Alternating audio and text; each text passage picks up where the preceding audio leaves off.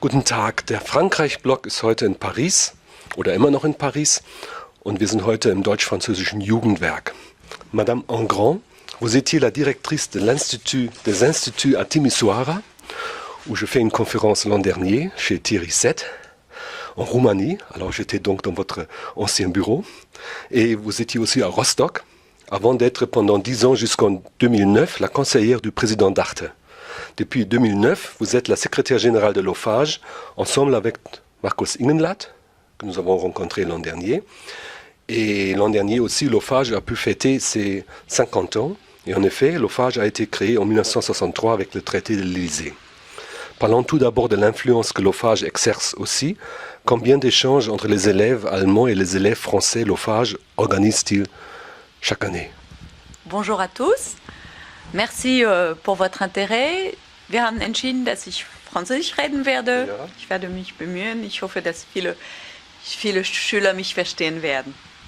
Alors, effectivement, on est assez fiers des résultats de l'OFAGE. Nous sommes assez fiers des résultats quantitatifs de l'OFAGE, puisqu'effectivement, chaque année, ce sont près de 200 000 jeunes qui profitent d'un programme de mobilité soutenu par l'Office franco-allemand pour la jeunesse. Ça correspond à peu près 9 000 projets par an. Et dans cet ensemble-là, les projets scolaires correspondent à peu près à deux tiers des échanges. Donc c'est vraiment très important. Par-delà, ce qui compte aussi pour nous, c'est la dimension qualitative. C'est évidemment que ces programmes aient un effet durable et qu'ils marquent définitivement les jeunes participants pour qu'ensuite ils continuent à avoir envie de s'engager, évidemment, pour la coopération franco-allemande. En somme, ce sont 9 000 projets entre la France et l'Allemagne. Pour les jeunes. Pour les jeunes. Et vous avez aussi des programmes pour des apprentis, n'est-ce pas? Oui, bien sûr. Les apprentis sont des jeunes. Donc, on a à peu près dans le secteur de la formation professionnelle, berufliche Bildung, c'est plus de 10 000 jeunes qui profitent d'une mobilité soutenue par l'OFAGE. Donc, c'est très bien et surtout, c'est en pleine croissance. C'est un domaine qui se développe beaucoup. En décembre dernier, votre conseil d'administration a voté les orientations de l'OFAGE pour 2014-2016 et le budget 2014. Quels sont vos choix majeurs?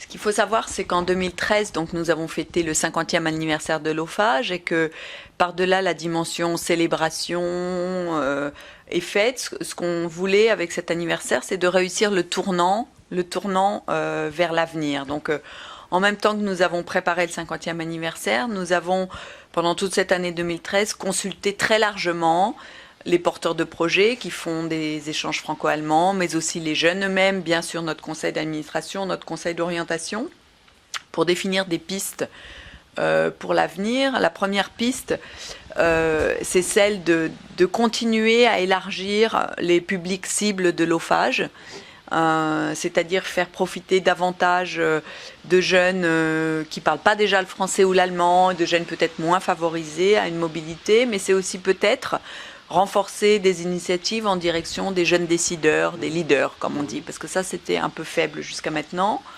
Première piste, donc c'est l'élargissement des publics, avec cet enjeu de continuer à fidéliser le public déjà conquis, en même temps qu'on s'avance sur d'autres territoires. Donc c'est un enjeu compliqué. Le deuxième point, c'est l'enjeu du positionnement de l'OFAGE, de son Mehrwert, de sa valeur ajoutée, en quoi un programme de mobilité franco-allemand est différent d'un échange avec, par exemple, l'Angleterre ou aux États-Unis. Donc ça, c'est vraiment important de regarder le positionnement de l'offre de mobilité franco-allemande, aussi par rapport d'ailleurs au programme Erasmus+. Et le troisième aspect qui est plus interne, c'est de continuer à travailler de manière efficace, malheureusement parce qu'on doit faire des économies de fonctionnement et puis aussi parce qu'on doit améliorer le service que nous rendons aux enseignants, aux élèves et à tous les jeunes. Si je faisais des annotations pour notre interview, je relèverais le mot public cible, qui me plaît beaucoup, oui. Zielgruppe, et fidéliser les élèves. Voilà, c'est ça. Das ist eigentlich Kundenbindung eigentlich, nicht? Pendant l'année franco-allemande et le cinquantenaire du traité de l'Élysée, l'OFAGE a enfin reçu une augmentation des finances, attendue depuis longtemps, n'est-ce pas? Et quelles activités pouvez-vous surtout renforcer maintenant? Cette augmentation du budget de l'OFAGE, elle était très attendue. Elle est exceptionnelle. Il faut reconnaître que la France et l'Allemagne font là un effort exceptionnel à un moment de rigueur budgétaire et à un moment où tous les services publics, par ailleurs, sont obligés de réduire leurs dépenses. Donc ce choix-là des deux pays, c'est un signal politique extrêmement fort. Qui en même temps arrive comme un petit peu comme une compensation parce que le budget de l'OFAGE n'est pas indexé sur l'inflation, donc restant stable depuis 50 ans, en valeur réelle, il avait diminué. Et voilà, donc ça c'est quand même important, la dimension exceptionnelle. Donc ça va nous permettre quand même avant tout de répondre à une demande plus importante, parce que ce qu'il faut savoir, c'est que si on a notre budget augmenté, c'est parce qu'on a dit on a beaucoup plus de demandes que ce qu'on ne peut satisfaire, ce qui est quand même exceptionnel. Parfois on dit la relation franco-allemande, ça n'intéresse plus personne, ça n'intéresse pas les jeunes. Nous, on voit avec le nombre de dossiers qu'on reçoit qu'au contraire, il y a de plus en plus de demandes. Donc, évidemment, plus d'argent, c'est plus de bourses octroyées, c'est plus d'échanges scolaires, c'est plus de programmes, SOSE, Voltaire. Et ça nous permet de renforcer les formations en direction des enseignants, notamment, pas seulement, pour que les enseignants soient mieux armés à monter, à accompagner les élèves dans la mobilité. Ça nous permet aussi d'élargir nos actions dans le domaine berufliche Bildung. Combien d'élèves devez-vous refuser parce que nous n'avons pas suffisamment de budget? Je ne peux pas vous dire en nombre de personnes, mais je peux vous dire que voilà, ces dernières années, ce qu'on refusait correspondait à peu près à 3 millions. Donc maintenant qu'on a 2 millions en plus, voilà, je pense que cette année, on va refuser plus d'1 million, parce qu'il faut savoir aussi que comme les porteurs de projets savent qu'on a plus d'argent, on a encore plus de demandes, évidemment.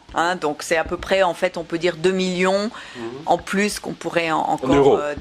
2 millions d'euros, bien sûr. Oui. L'OFAGE ne facilite pas seulement les échanges de jeunes. Dans votre éditorial de votre newsletter de janvier, vous évoquez sans embâche aussi une mission en politique en citant le danger de la montée du populisme en Europe.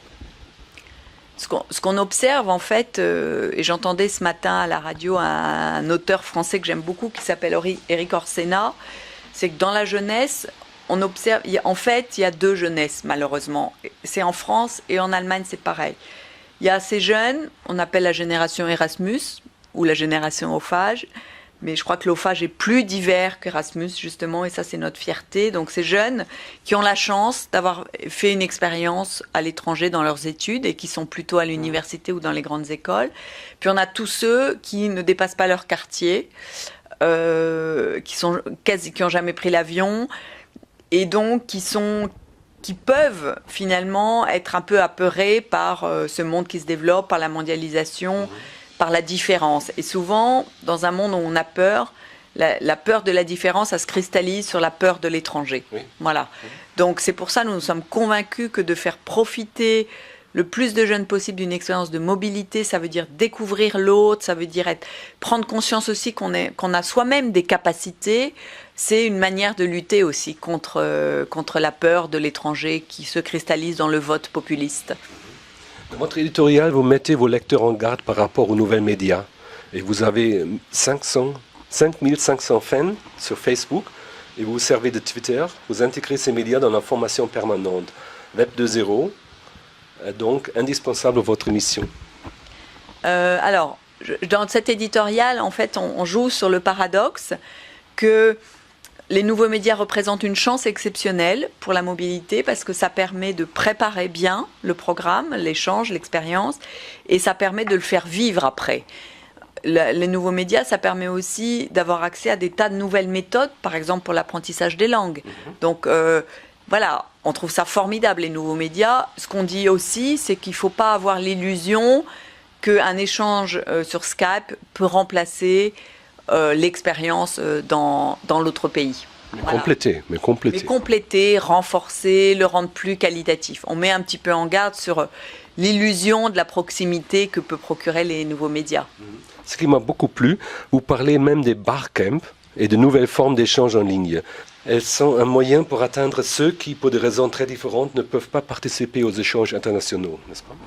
Alors, le barcamp, c'est un format en fait importé de Californie, qui permet d'allier à la fois la présence physique, la discussion autour de thèmes qui intéressent les jeunes et les nouveaux médias. Et comme vous le dites très bien, effectivement, dans un barcamp, on a fait ça 3 fois, on continuera sans doute encore en 2015, on rassemble presque 100 à 200 jeunes selon les cas, et en même temps, ces jeunes, en même temps qu'ils discutent physiquement, ils discutent aussi sur les nouveaux médias, permettant évidemment à d'autres de se joindre. Donc pour moi, ça c'est aussi l'avenir. Voilà, à condition que ce ne soit pas toujours les mêmes qui soient physiquement et toujours les mêmes qui soient sur le web. 70 jeunes avaient participé à l'occasion des élections en Allemagne en septembre dernier à Berlin à un barcamp intitulé « Les jeunes et la politique ». Et je vote, donc je suis. Les résultats de ce barcamp encouragent-ils de prévoir d'autres rencontres de ce type? Le résultat de ce barcamp, un des résultats, ça a été de stimuler les jeunes qui ont participé à s'engager pour les élections européennes, pour convaincre d'autres jeunes déjà d'aller voter. Donc ce barcamp, cette expérience a déclenché l'engagement de jeunes pour lutter contre l'abstention et deuxièmement, l'engagement pour valoriser l'Europe, le projet européen.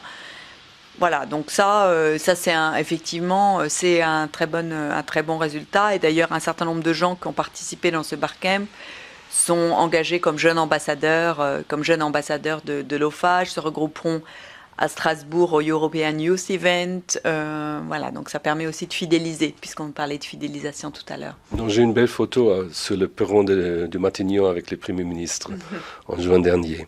Le projet L'Europe, c'est mon avenir, était un grand succès si l'on considère le nombre de participants, n'est-ce pas? Oui, plus de 1000 participants et des centaines de propositions, des centaines et des centaines qui ont été réduites à 95.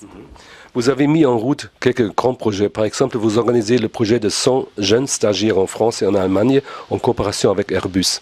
Ça a commencé seulement, n'est-ce pas? Absolument. Donc ça, c'est une des conséquences magnifiques de ce 50e anniversaire où autrefois EADS, maintenant Airbus, nous a soutenus financièrement pour qu'on puisse réussir notre 50e anniversaire sans trop ponctionner d'argent réservé au programme d'échange pour les jeunes et pour les élèves. Et à la suite de quoi, Airbus, qui a été convaincu par le travail de l'OFAGE, nous a demandé de les aider à recruter 100 jeunes en France et en Allemagne, des jeunes qui ont des profils plutôt justement moins favorisés, donc pas des étudiants. Et donc nous, on recrute ces jeunes qui ont ensuite la chance de passer quelques semaines ou quelques mois chez Airbus pour faire un stage de perfectionnement. Parfait. La politique a pris acte de ce projet aussi de la e-participation avant juin dernier. Alors, le projet e-participation a été lancé en septembre 2012 à l'occasion du 50e anniversaire du discours de De Gaulle à la jeunesse allemande, et il s'est développé toute l'année du cinquantenaire. On a rassemblé en fait les propositions de milliers de jeunes sur le rôle de la France et l'Allemagne en Europe et en général leur vision de l'Europe de demain. Et ensuite, les idées ont été rassemblées en 5 thèmes. Il y a l'éducation, il y a le développement durable, il y a l'économie, etc.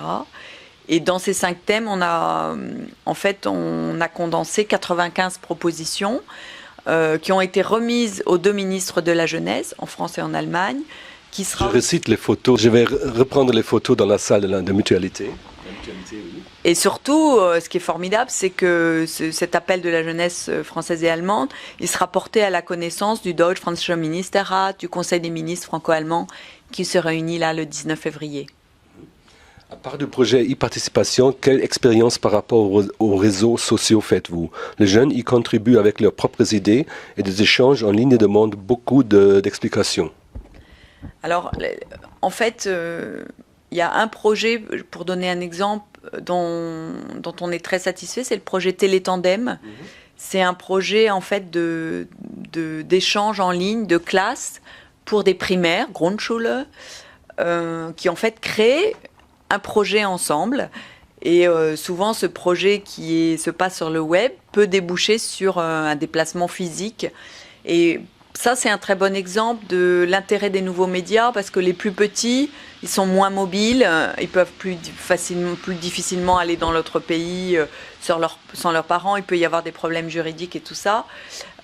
Donc on voit bien que ce programme Télétandem peut compenser aussi l'absence de mobilité. Rafuté est un autre projet, n'est-ce pas? Rafuté est un projet effectivement qui s'adresse aux classes dans les deux pays et qui a une vocation linguistique et ludique. Le club Ophage existe depuis 2013. C'est aussi un réseau social. Combien de membres y participent déjà? Vous savez que depuis 1963, l'Ophage a permis à 8 millions de participants de découvrir, d'effectuer une mobilité dans notre pays. Donc il nous reste encore beaucoup de travail pour qu'on puisse rassembler 8 millions de membres sur notre club Ophage. Aujourd'hui, on est à plus d'1 millier. Et bon, pour un projet qui date de quelques mois, c'est déjà un bon résultat. Pensez-vous que le programme Brigitte Sauzet, qui permet aux élèves en France et en Allemagne l'échange de 3 mois, est suffisamment bien connu? En fait, il y a 2 programmes de mobilité longue scolaire à l'Ophage. C'est le programme Sauzet, 3 mois, et le programme Voltaire, 6 mois. Sur la notoriété, c'est ambigu, la notoriété d'un programme à l'Ophage, parce que déjà aujourd'hui, on a plus de demandes pour Sauzet qu'on a de moyens pour les satisfaire, puisque c'est presque 3000 participants, donc 3000 bourses données, donc ça représente beaucoup d'argent. On pourrait distribuer 10 000? On pourrait distribuer, on pourrait distribuer 6 000, on pourrait distribuer le double.